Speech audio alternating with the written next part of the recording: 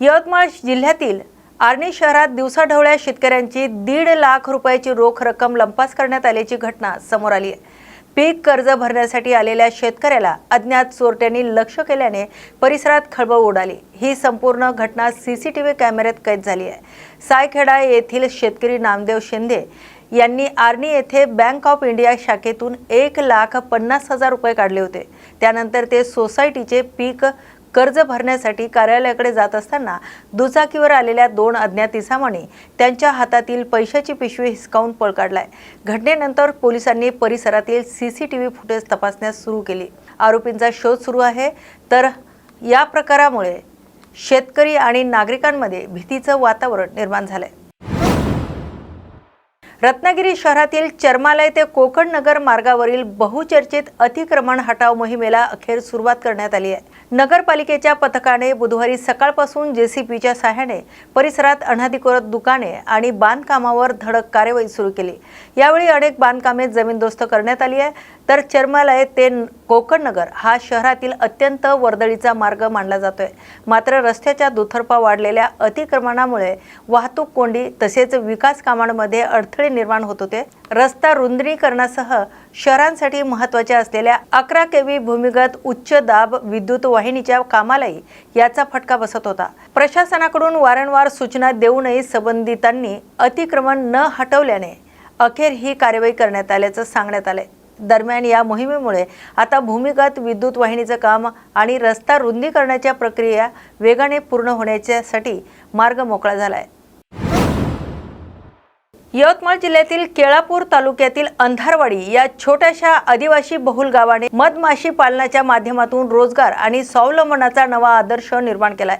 मधगाव म्हणून ओळख मिळू लागल्याने या गावात युवक आणि महिलांनी प्रशिक्षण घेऊन मधमाशी पालन व्यवसाय उभा केलाय। आज या गावातील अनेक कुटुंबांना याच व्यवसायातून उत्पन्न मिळतंय। सुरुवातीला अनुभवाचा अभाव आणि अस्वलांकडून मधपेट्यांचं नुकसान अशा अडचणीचा सामना करावा लागलाय। मात्र गावकऱ्यांनी चिकाटी सोडली नाही। सध्या गावात 60 ते 70 मधपेट्या दरमहा 105 ते 110 किलो ऑर्गॅनिक मधाचं उत्पादन केलं जात आहे। या मधाला पर्यटकांसह राज्यभरातील आणि विदेशातूनही मागणी वाढत असल्याचं ग्रामस्थांनी सांगितलंय। या उपक्रमात महिलांचाही मोठा सहभाग असून शेतीसोबत मध संकलनाचं काम केलं जात आहे।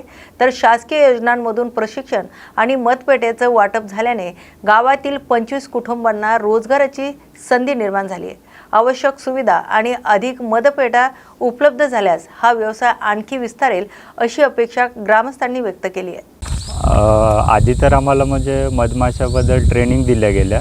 त्याच्यानंतर आम्ही अभ्यास दौऱ्यासाठी बाहेर महाबळेश्वर आणि पुणे मांगर या 3 गावी व्हिजिट केलं आणि प्रॅक्टिकली मधमाशाबद्दल माहिती घेतलं। त्याच्यानंतर आम्ही सुरुवात केली गावात मधमाशा पालन करायला। सुरुवातीत खूप अडचणी आल्या आम्हाला, म्हणजे बेसिक नॉलेज नसल्यामुळे खूप काही गोष्टी आम्हाला प्रॉब्लेम सॉल्व करायला लागला। तर जसं की अस्वलने आमचे 15-20 पेट्या फोडला। असं लोक म्हणजे आश्चर्य झाले का आता आपण स्टार्टिंगच आहे तर हे एवढं नुकसान कसं काय बा। शासनाला आम्ही कंप्लेंट दिलं। त्याच्यानंतर मग आम्ही फिनिशिंग कंपाऊंडमध्ये पेट्या ठेवायला स्टार्ट केले। त्याच्यानंतर हळूहळू मधपेट्या मधावर यायला लागले। मग मधावर यायला लागले तर ग्राहकची कमी पडली होती। हा विषय एक आम्हाला होता, मध निघत आहे पण विकायचा कुठं हा प्रश्न होता आम्हाला। तर आम्ही प्रत्यक्षात सुन्ना जो गेट आहे त्याच्या साईडला आजूबाजूला जे रिसॉर्ट आहे स्टर्लिंग अवनी असे 5-6 रिसॉर्टला आम्ही भेट दिला का आमच्याकडे ऑर्गॅनिक ओरिजिनल मध आहे, तर तुम्ही तुमचे पर्यटक जे तुमच्याकडे येतात ते आमच्याकडे पण पाठवा। आम्ही त्यांना सविस्तर मधमाशाबद्दल माहिती सांगू व मध त्यांना लाईव्ह आम्ही देऊ काढून, हा प्रश्न केला। नंतर मग त्यांनी हळूहळू पर्यटक पाठवायला सुरू केले। त्यांना पण समजलं की इथं अंधारवाडी या गावात ओरिजिनल मध मिळतं। मग ते आम्हाला डबल फोन करायची कामच नाही पडले। तर लोकच वारंवार आम्हाला फोन करायचे का आमचे टुरिस्ट येत आहे तुम्ही सांभाळून घ्या। तर आम्ही मधासोबत त्यांना मग बैलबंडी राईड आणि गाव दाखवायचं हे पण काम स्टार्ट केलं। ते वेगळंच गाईडचे त्यांनी खर्च आम्हाला देत गेले। मग 1000 रुपये किलो मध आम्ही असं विकत गेले। आता लोक पुणे मुंबईवरून आम्हाला फोन करतात की आम्हाला बल्कमध्ये मध द्या, पण आमच्याकडे तेवढं उपलब्ध नसल्याने आम्ही 15-20 kg असं टुरिस्टला आम्ही देतो नेहमी। आणि याच्यात महिलाचा पण खूप चांगला प्रतिसाद मिळाला। त्यांनी पण म्हणजे चिकाटीने काम करत आहे आणि हळूहळू आता ग्रो व्हायला सुरुवात झाली. 25 लोकांची टीम आहे मधमाशाची आणि आग्याची 35 लोकांची आहे. तर सगळे 5-6 लोक असे मिळून काम करतात.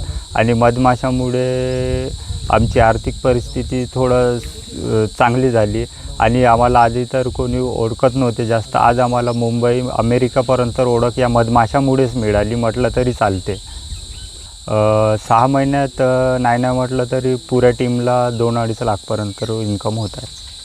सरला हेच आमची विनंती आहे का आम्हाला मधुबनचं जे त्यांनी जागा मोजणी करून दिली ते मधुबन लवकरात लवकर तयार करावा, म्हणजे जेणेकरून आम्हाला बाहेर स्थलांतर करण्यात अडचण येणार नाही. म्हणजे नैसर्गिक आणि इथंच अजून आपण पेट्या वाढवून जास्त प्रमाणात उपलब्ध करून देऊ.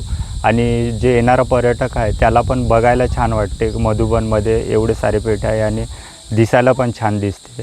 आणि जे आम्हाला 1-2 टूल जे आहे आता आग्या माशाचे ते थोडं चांगल्या क्वालिटीचे द्यावं, हे आग्या माशावाल्याची मागणी आहे. एवढंच. आमच्याकडे जवळपास 60-70 पेट्या आहे. तर आम्हाला जवळपास 700 ते 800 पेट्याची गरज आहे. जिल्हाधिकाऱ्यांनी जेव्हा पंकज आशिया सर होते त्यांनी इथं 2दा व्हिजिट केलं. जसं मधमाशा पालन करत आहे आता 25 लोक, पण एवढ्याच याच्यानं म्हणजे सगळ्याला रोजगार तर मिळणार नाही. हे फक्त 25च लोकांना मिळणार. तर यासाठी अजून त्यांना म्हणजे पर्यटन स्थळ म्हणून गाव घोषित केलं. 10 होमस्टे मंजूर केले 10-10 लाखाचे. त्याच्यानंतर अजून त्यांनी आश्वासन दिली की आपण अंधरवाडीहून एक गेट करू आणि 7-8 जिप्स्या या गावातल्याच लोकांना देऊ, जेणेकरून म्हणजे त्यांना अजून रोजगार वाढेल. इच्छेच ड्रायव्हर राहतील, इच्छेच गाईड राहतील, म्हणजे हे बाहेर जायची लोकांना गरज नाही पडणार, अशी आश्वासन त्यांनी दिली. गावाची लोकसंख्या 200 आहे. या मधमाशा हिच्यात 25 लोक सहभागी आहे. गट ग्रामपंचायत कोपा मांडवे.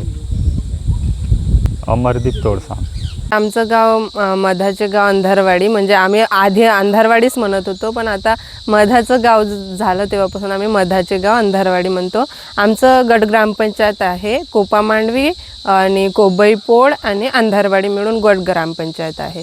तर आम्हाला म्हणजे हे जेव्हापासून मधाचं गाव झालं तेव्हापासून आम्हाला म्हणजे असं 2 लाखापर्यंत म्हणजे उत्पन्न असं सहज मिळते सर. म्हणजे आमच्या शेताला शेती पण करतो. शेती संपल्यानंतर म्हणजे इकडे पण लक्ष देतो, कारण जास्त लक्ष द्यायची गरज नाही पेटीकडे, हप्त्यातून एकदा.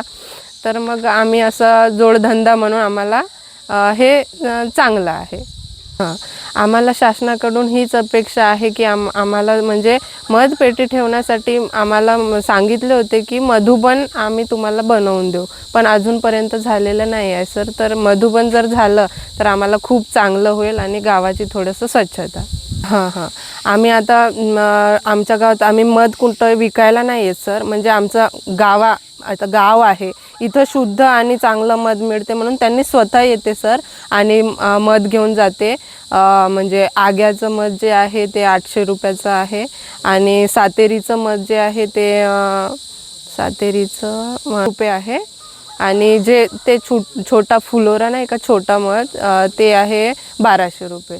असं आम्ही विकत असतो सर टुरिस्ट लोकांना. आणि ते टेस्टिंग करतात, खूप चौकशी करतात सर.